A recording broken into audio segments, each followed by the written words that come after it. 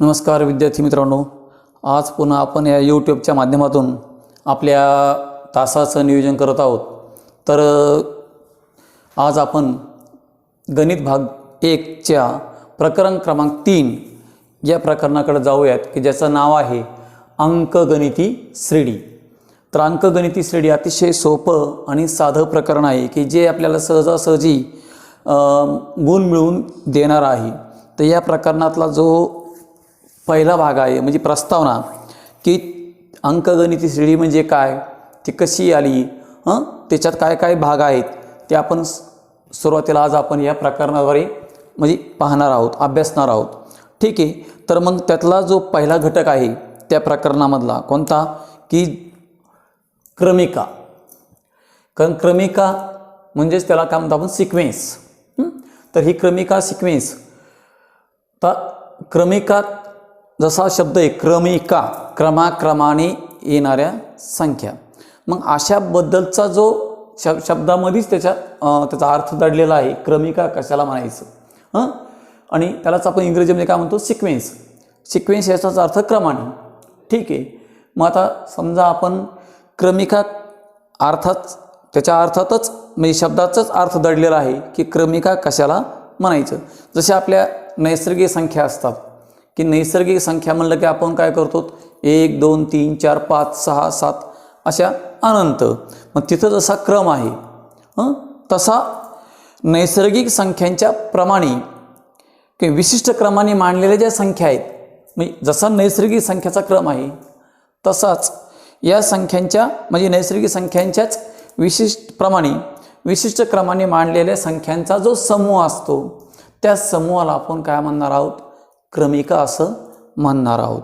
मग आता क्रमिका ही एक काय असते, ठराविक नियमानुसार मांडलेली एक त्या संख्येची मांडणी केलेली असते, त्याला ठराविक नियम असतो की आता खरे त्यासाठी आपण एक उदाहरण पाहणार आहोत। इथं ते उदाहरण बघा, पहिलं काय घेतं इथं 1 3 5 7 9। मग आता ह्या उदाहरणात बघा इथं काय केलंय, 1 नंतर 3 आलाय, 3 नंतर 5 आलाय, 5 नंतर 7 आलाय, 7 नंतर 9 आलाय। म्हणजे अशा पद्धतीने आपण जर त्याचं निरीक्षण केलं तर इथं प्रत्येक संख्येत 2 मिळवलाय, म्हणजे 1 अधिक 2 म्हणजे 3 आले, 3 अधिक 2 5 आले, 5 अधिक 2 7 आले, 7 अधिक 2 9 आले। म्हणजे इथं अगोदरच्या संख्येत काय केलेलं आहे, 2 2 मिळवत ही क्रमिका मांडलेली आहे। त्याच्यानंतर दुसरं उदाहरण बघा, इथं 1 4 9 16 25 36 आणि 49। म्हणजे ह्या ज्या संख्या आहेत आता हे काय आहेत, तर याचं जर निरीक्षण केलं तर याच्यात कोणता नियम आहे, कोणता गुणधर्म आहे आपल्याला निरीक्षण लक्षात येतं की इथं वर्ग संख्या थोडक्यात ह्या म्हणजे काय, 1चा वर्ग 1, 2चा वर्ग 4, 3चा वर्ग 9, 4चा वर्ग 16, 5चा वर्ग 25, 6चा वर्ग 36, 7चा वर्ग 49। म्हणजे अशा पद्धतीने ह्या क्रमाने मांडलेल्या काय आहेत की वर्ग संख्या आहेत। त्याच्यानंतर तिसरं उदाहरण बघा, इथं काय 8 16 32 64। मग आता इथं कसं सरळ सरळ येतं 8 दोन्ही 16, 16 दोन्ही 32, 32 दोन्ही 64, म्हणजे दुप्पट करत चाललेलो आहोत याच्यामध्ये। म्हणजे इथं सुद्धा ठराविक नियम आहे कशाचा, दिलेली संख्येचं काय करणे, दुप्पट करत चालणे। त्याच्यानंतर इथं चौथ्या उदाहरणात पहा काय 4 8 12 16। आणि इथं जर निरीक्षण केलं आपण तर काय 4 दोन्ही 8, 8 दोन्ही 4 दोन्ही 8, 4 त्रिक 12, 4 चौक 16। म्हणजे थोडक्यात काय, एक तर प्रत्येक संख्येत 4 मिळवत गेलेले आहेत, 4 अधिक 4 8, 8 अधिक 4 12, 12 अधिक 4 16, 16 अधिक 4 20, पुढच्या अशा पद्धतीने संख्या येतील। म्हणजे इथं प्रत्येक संख्येत आपण 4 मिळवत गेलो म्हणा किंवा याला 4चा पाढा म्हणा। म्हणजे इथं अशा पद्धतीने जे काही क्रमाने ठराविक नियमाने मांडलेला जो संख्याचा क्रम असतो त्यालाच काय म्हणायचं आहे, क्रमिका असं आपल्याला इथं म्हणायचं आहे। म्हणजे तुमच्या लक्षात आलं असेल की क्रमिका याचाच अर्थ काय की त्या ठिकाणी काय केलं असतं, एक विशिष्ट क्रम त्या ठिकाणी दिलेला असतो, विशिष्ट नियम दिलेला असतो। मग अशा नियमातून किंवा ठराविक क्रमाने मांडलेल्या संख्याचा जो समूह असतो त्या संख्या समूहालाच आपल्याला काय म्हणायचे, क्रमिका। ठीक आहे, मग आता आपण हा झाला मुद्दा आपल्याला काय, क्रमिका कशाला म्हणायचं। मग आता क्रमिका कळली, आता आपण त्याच्यात क्रमिकेमध्ये जे काही पदं असतात, आता क्रमिकेतील पदे, त्यातला जो पुढचा मुद्दा आहे तो काय आहे, क्रमिकेतील पदे। बघा, क्रमिकेतील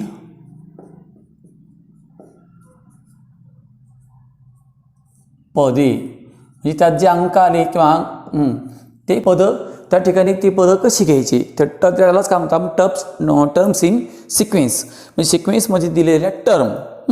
मग आता त्या क्रमिकेतील जी पदं आहेत ते कशाने दाखवले जातात बघा, T1, T2, T3, T4, T5 dash dash dash समजा TN.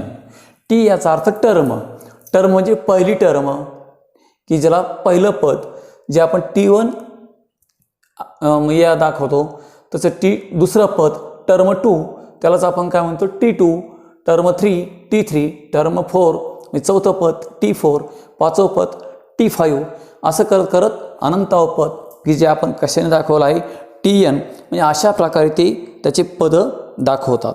जर समजा आपण यातलं उदाहरण घेतलं तर बघा, समजा उदाहरणार्थ घेऊया आपण, समजा एक पहिलं उदाहरण घेतलं मी की 9,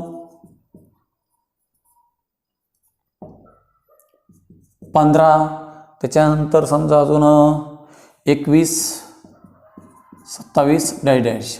आता या उदाहरणामध्ये किंवा या क्रमिकेमध्ये तर बघा याला काय म्हणणार आपण, T1 बरोबर किती 9, T2 बरोबर 15, T3 बरोबर 21, T4 बरोबर किती 27. म्हणजे अशा पद्धतीने आपण काय करतो त्या ठिकाणच्या टर्म दाखवतोय. आणि अशा प्रकारे त्याला आपल्याला टर्म लिहिता येतात. समजा अजून एखादं उदाहरण घेतलं, दुसरं उदाहरण समजा बघा काय तर 7, 7, 7, 7, 7. तुम्ही म्हणणार याच्यात पुढं काय फरक झालेला आहे, याच्यामध्ये काय मिळवलेलं आहे ह्या क्रमिकेमध्ये, तर 0 मिळवलेला आहे. 7 अधिक 0 7, 7 अधिक 0 7. म्हणजे इथं जो फरक आहे तो कसा आहे, समान आहे. किंवा ही दिलेली एक क्रमिक आहे. मग याच्यामध्ये सुद्धा आपण काय म्हणणार, पहिलं पद म्हणजे T1 बरोबर किती 7, T2 बरोबर किती 7, T3 बरोबर सुद्धा किती 7, T4 जरी घेतला तरी किती येणार आहे 7 डॅश डॅश. म्हणजे अशा पद्धतीने त्या उदाहरणातले आपण क्रमिकेतली पदं मांडू शकतो. समजा अजून एखादं उदाहरण पहा, दुसरं घेतलं मी, तिसरं उदाहरण बघा, -2, -6, -10, -14 आणि डॅश डॅश. ठीक आहे.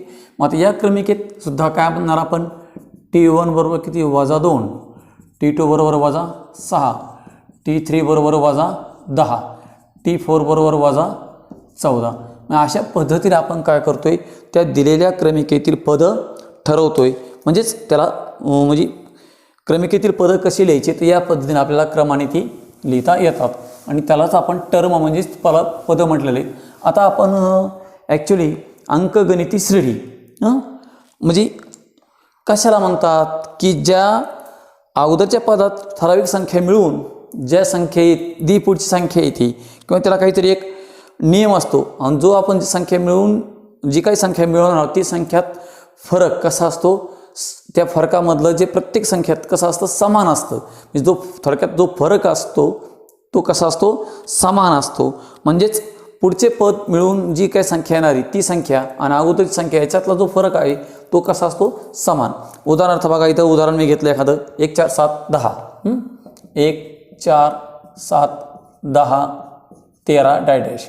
आता या उदाहरणाचं निरीक्षण केलं तर बघा या उदाहरणात काय केलं, 1 अधिक 3 म्हणजे 4 झाले, 4 अधिक 3 म्हणजे 7 झाले, 7 अधिक 3 10 झाले, 10 अधिक 3 13. म्हणजे अशा पद्धतीने म्हणजे इथं प्रत्येक संख्येत काय केलं आपण 3 मिळवलेत. म्हणजेच इथला जो फरक असतो तो कसा आहे समान आहे. म्हणून अशा प्रकारचे जी काही क्रमिका आहेत त्या क्रमिकांना काय म्हणायचं आहे अंकगणिती श्रेणी. समजा अजून एखादं उदाहरण घेतलं बघा, दुसरं उदाहरण 6 12 18 24 आणि डॅश डॅश डॅश. आता या उदाहरणात जर पाहिलं आपण तर 6 अधिक 6 12, 12 अधिक 6 18, 18 अधिक 6 24. म्हणजे अशा पद्धतीने इथं प्रत्येक संख्येत काय केलेलं आहे अंकात 6 मिळवलेत. म्हणजे इथला जो फरक असतो तो कसा आहे समान आहे किंवा फरकात साम्य आहे. ठीक आहे. त्याच्यानंतर समजा आपण एखादं अजून उदाहरण घेतलं, एखादं 3 3 3 3 3 आणि डॅश. आता इथं जर निरीक्षण केलं तुम्ही तर काय दिसतंय, तुम्ही म्हणणार 3 3 दिसतोय. ठीक आहे, म्हणजे इथं प्रत्येक संख्येत काय केलं आपण, शून्य मिळवला आहे. आणि प्रत्येक संख्येत शून्य मिळवून जी पुढची संख्या आलेली ती आपण इथे लिहिलेली आहे. म्हणजे अशा पद्धतीने इथला जो 3 अधिक 0 3 3 अधिक 0 3 म्हणजे प्रत्येक संख्येतला फरक कसा आहे, त्या फरकामध्ये साम्य आहे. त्याच्यानंतर अजून एखादं उदाहरण घेतलं मी, चौथं उदाहरण बघा, -1 वजा 0.5, त्याच्यानंतर -2, नंतर -1 नंतर -1.5 नंतर -2 नंतर -2.5 -3 आणि डॅश. आता इथं बघा या उदाहरणात जर आपण निरीक्षण केलं तर याच्यातसुद्धा -1 मध्ये 0.5 मिळवले की -1.5 झाला, त्याच्यामध्ये 0.5 मिळवले की -2 झाले, -2 मध्ये सुद्धा 0.5 मिळवले की -2.5 झाले, 2.5 मध्ये -0.5 मिळवले की -3 झाले. म्हणजे अशा पद्धतीने इथं सुद्धा काही फरकात कसं आहे, साम्य आहे. जो फरक आहे तो कसा आहे की -0.5चा फरक आहे. आणि म्हणून ही सुद्धा काय एक प्रकारे अंकगणिती श्रेणी आहे. म्हणजेच अगोदरच्या पदात ठराविक संख्या मिळून जर पुढचे पद मिळतं आणि हे जे साम्य आहे ह्या अशा साम्याच्याच क्रमिकेला काय म्हणायचे, अंकगणिती श्रेणी. म्हणजे अशा पद्धतीने आपल्याला काय मिळतं, इथं अंकगणिती श्रेणी मिळते. आणि मग तुमच्या लक्षात आलं असेल की क्रमिका जरी असली पण क्रमिकेतल्या कोणत्या संख्यांना आपल्याला अंकगणिती श्रेणी म्हणायचे की ज्या क्रमिकेतल्या प्रत्येक पदातला फरक कसा असतो, समान असतो. जर फरक समान असेल तरच त्या क्रमिकेला काय म्हणायचे, अंकगणिती श्रेणी असं म्हणायचे.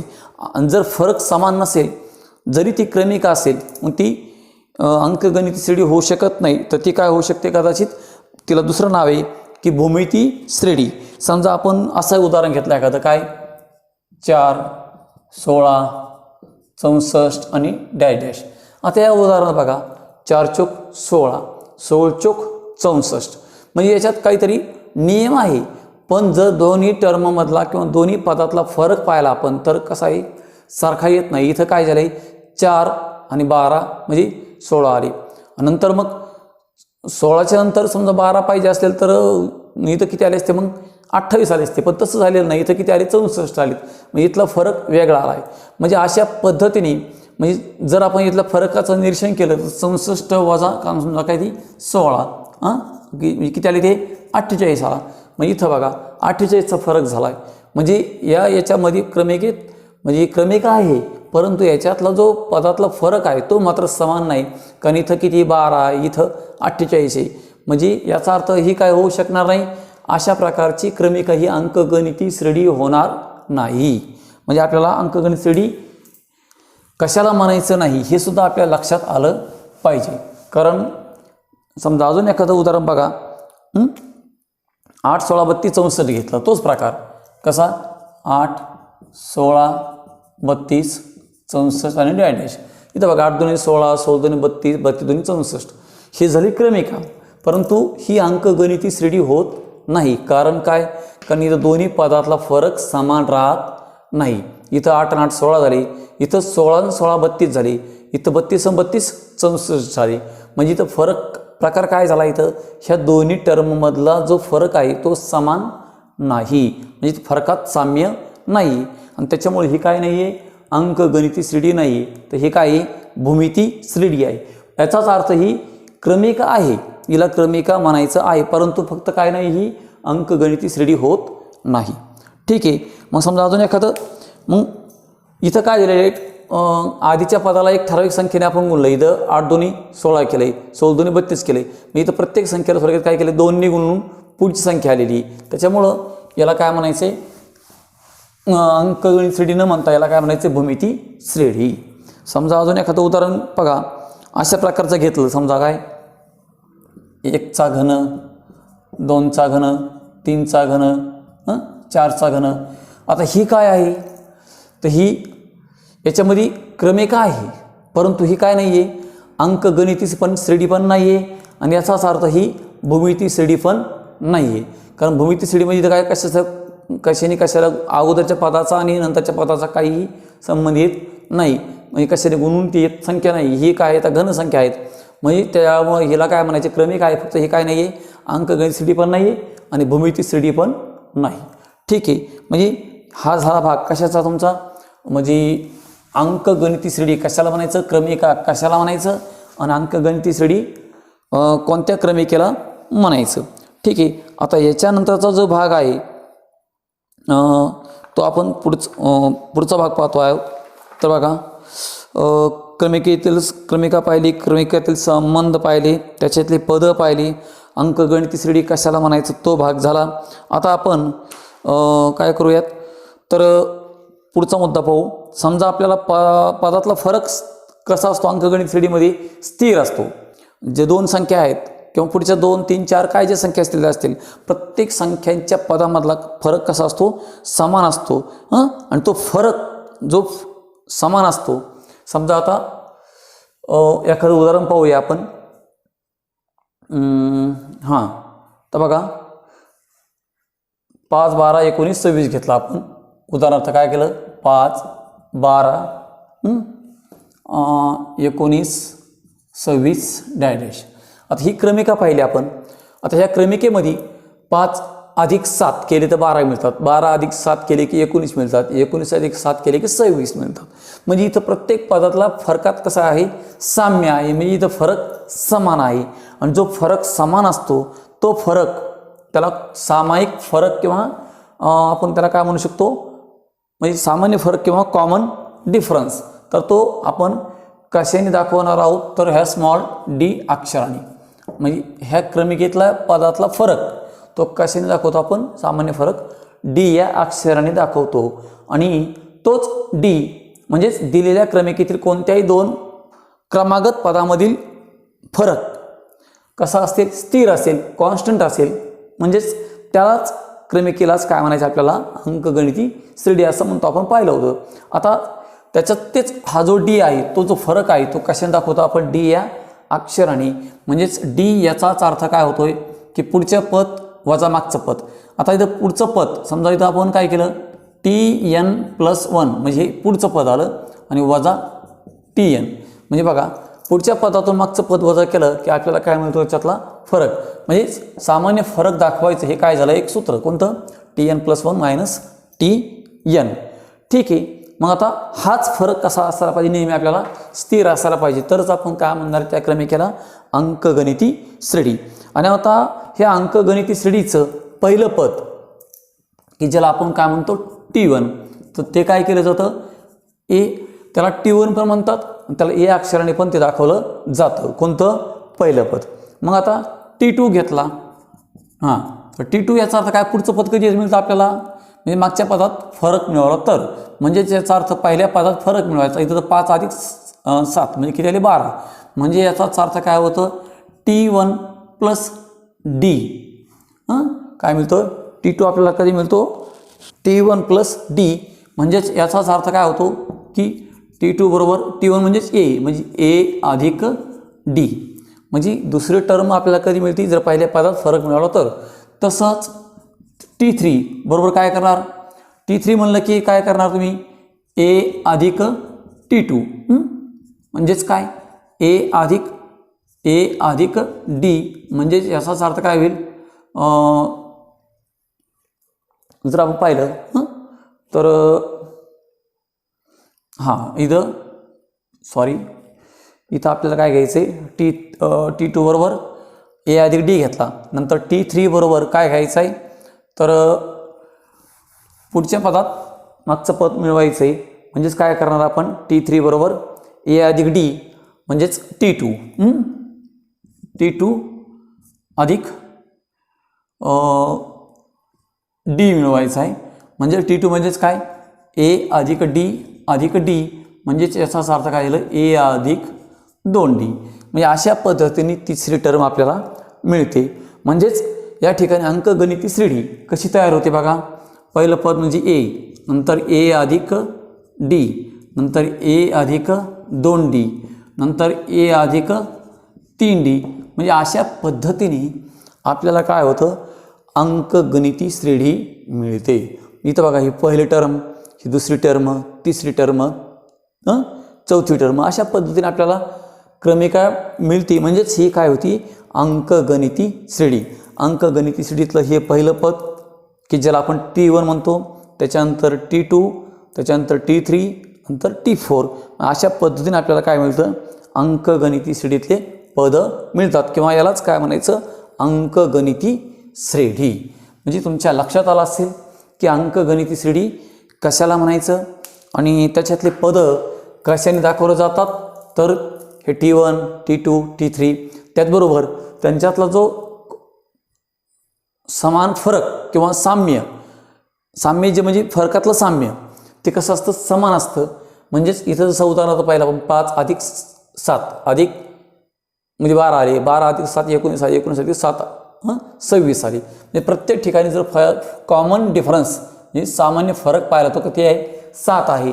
आणि म्हणून अशा दिलेल्या क्रमिकेलाच काय म्हणणार आहे तुम्ही, अंकगणिती श्रेणी. म्हणजे अतिशय असा हा महत्त्वाचा आणि सोपा साधारणपणे कळणारा भाग तुम्हाला लगेच लक्षात येतोय की अंकगणिती श्रेणी कशाला म्हणायचं, क्रमिका कशाला म्हणायचं आणि त्या क्रमिकेतले पद कसे ठरवायचे. T1, T म्हणजे टर्म म्हणजेच पद की ज्याला आपण T या अक्षराने दाखवतो, म्हणून त्याला काय म्हटले, T1 पहिल्या पदाला T1, दुसऱ्या पदाला T2, तिसऱ्या पदाला T3, चौथ्या पदाला T4 आणि असं करत शेवटी Tn.